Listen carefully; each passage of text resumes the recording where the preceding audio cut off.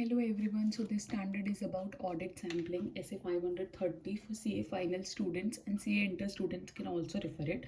So let's start with audit sampling. What is sampling? जो भी हम procedures है less than 100% यूनिट्स पे अप्लाई करते हैं, मतलब हम पूरी पॉपुलेशन पे वो अप्लाई नहीं करते, लेस देन 100% पे हम अप्लाई करते हैं. एक सैम्पल हम एक सेलेक्ट करते हैं ग्रुप को, have an equal chance of selection to provide RBC regional basis for conclusion about population. हम ऐसा ग्रुप सेलेक्ट करते हैं जिसके पास इक्वल चांस होता है पूरे हर यूनिट के पास एक इक्वल चांस होता है सेलेक्ट होने का, और आप उससे पूरी पॉपुलेशन को आइडेंटिफाई कर सकते हो एक तरीके से. What is tolerable miss statement? Tolerable miss statement क्या होता है? जितना आप झेल सकते हो. Appropriate level of assurance that monetary amount is not exceeded by actual miss statement, कि हाँ इतना टॉलरेबल है, इतना अगर मिस स्टेटमेंट हुआ भी तो चलेगा. टॉलरेबल रेट ऑफ डेविएशन क्या होता है? Not exceeded by actual rate. वही एक उतना रेट जो एक्चुअल रेट से कम है उतना चल सकता है. एनॉमली क्या होता है? मिसस्टेटमेंट या deviation not representative of misstatement deviation in population. मतलब एनॉमली इन द सेंस गलती, कोई ऐसी मिसस्टेटमेंट या डेविएशन जो हमको मिल तो गई, लेकिन हम उसके बेसिस पे ये नहीं डिसाइड कर सकते कि पूरे पॉपुलेशन में वो मिसस्टेटमेंट या डेविएशन होगी. ठीक है. अप्रोचेस ऑफ सैम्पलिंग, दो तरह की अप्रोचेस होती है हमारे पास, statistical approach and non statistical approach. Statistical approach में रैंडम सिलेक्शन होता है, कोई भी उठा लिया. Use of probability theory use करते हैं, एंड अनबायस्ड सैंपल्स आते हैं क्योंकि वो प्रीजज्ड नहीं होते. और नॉन स्टैटिस्टिकल में अपने पर्सनल एक्सपीरियंस और नॉलेज के बेसिस पे जो है वो हम डिसाइड करते हैं. फिर sample must be representative of population closely similar to whole population. मतलब हमको ऐसा सैंपल सिलेक्ट करना है जो हमारी पूरी पॉपुलेशन का रिप्रेजेंटेटिव हो, जिसको अगर हम डील करें तो हमको समझ में आ जाए कि हाँ ये हमारी पूरी पॉपुलेशन को रिप्रेजेंट कर रहा है, इससे हमें पूरी पॉपुलेशन का आइडिया लग सकता है. फिर types of risk in sampling. Sampling risk है, नॉन सैम्पलिंग रिस्क है. सैम्पलिंग रिस्क क्या होता है? Conclusion on sample is different from conclusion on whole population. कि हमने एक सैंपल पे कंक्लूजन निकाला, वो बहुत डिफरेंट था जो कि होल पॉपुलेशन पे कंक्लूजन आता. जैसे कैसे हो सकता है? इरोनियस कंक्लूजन कैसे हो सकता है? टेस्ट ऑफ कंट्रोल के केसेस में हमें पता चला कि कंट्रोल्स मोर इफेक्टिव है एक्चुअल से, और टेस्ट ऑफ डिटेल्स के केस में हमें पता चला मटेरियल मिसस्टेटमेंट एग्जिस्ट नहीं करती, जबकि वो एक्चुअल में एग्जिस्ट करती है.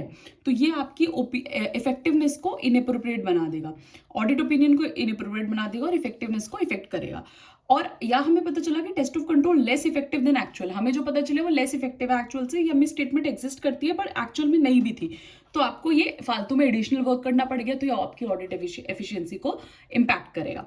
ठीक है. और नॉन सैम्पलिंग रिस्क हमारा क्या होता है? Erroneous a conclusion for any reason not related to sampling risk. मतलब कुछ तो हमारा कंक्लूजन एरोनियस आया, बट उसका सैम्पलिंग से कोई मतलब नहीं है, उसका सैम्पलिंग से कोई रीजन नहीं है. Then let's go with sample size. ठीक है. सैंपल साइज कैसे? Reduce audit risk to an acceptably low level.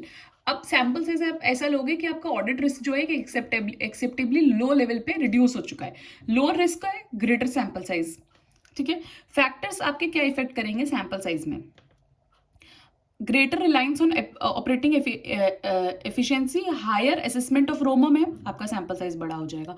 Stratification of population, stratas जो बनते हैं, अगर अप्रोप्रिएट है सैंपल साइज छोटा हो जाएगा. इंक्रीज कर लोगे टॉलरेबल रेट ऑफ डेविएशन है, टॉलरेबल मिसस्टेटमेंट, छोटा सैंपल साइज ले लो.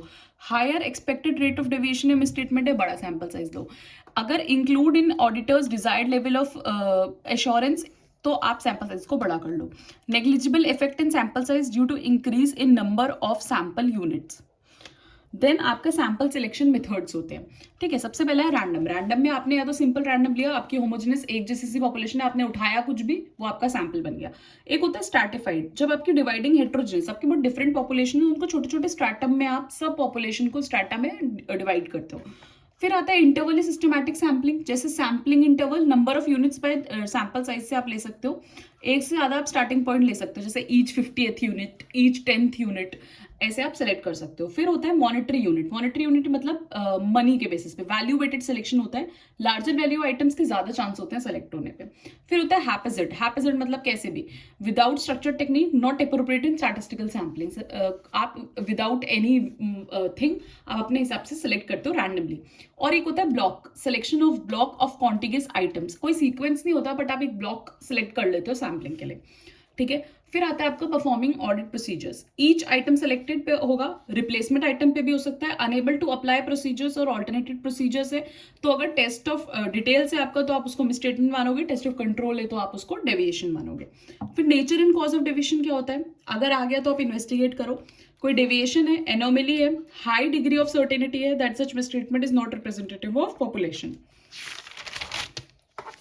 फिर आएगा आपका projecting misstatement. To obtain broad view scale of misstatement आप कैसे करोगे, एनॉमली मिसस्टेटमेंट है, excluding when projecting misstatement exclude कर सकते हो, या फिर इफ अनकरेक्टेड है need to be considered in additional projection में ऑफ नॉन एनोमलस मिसस्टेटमेंट आप उसको कंसीडर करोगे। अगर आपने प्रोजेक्ट कर ली मिसस्टेटमेंट, टेस्ट ऑफ डिटेल है तो इन सैंपल टू पॉपुलेशन होगा, और टेस्ट ऑफ कंट्रोल है तो no explicit projection of deviation is necessary. Sample to deviation rate is also projected deviation rate for population as a whole, वो भी as a whole होगा। Evaluating results of audit sampling, evaluate करोगे results of sample, अगर use करोगे sampling provided RBC पे, अगर नहीं है रीजनेबल बेसिस ऑफ कंक्लूजन पे तो रिक्वेस्ट करोगे मैनेजमेंट, इन्वेस्टिगेट करके देगा आपको misstatement that have been identified and potential for further misstatement, कोई फर्दर मिसस्टेटमेंट तो नहीं है, और टेलर करोगे आप अपने एनटीई ऑफ फैब के to achieve such assurance. So this is audit sampling SA 530. I hope you like it. If you like it, please like, share and subscribe. Thank you.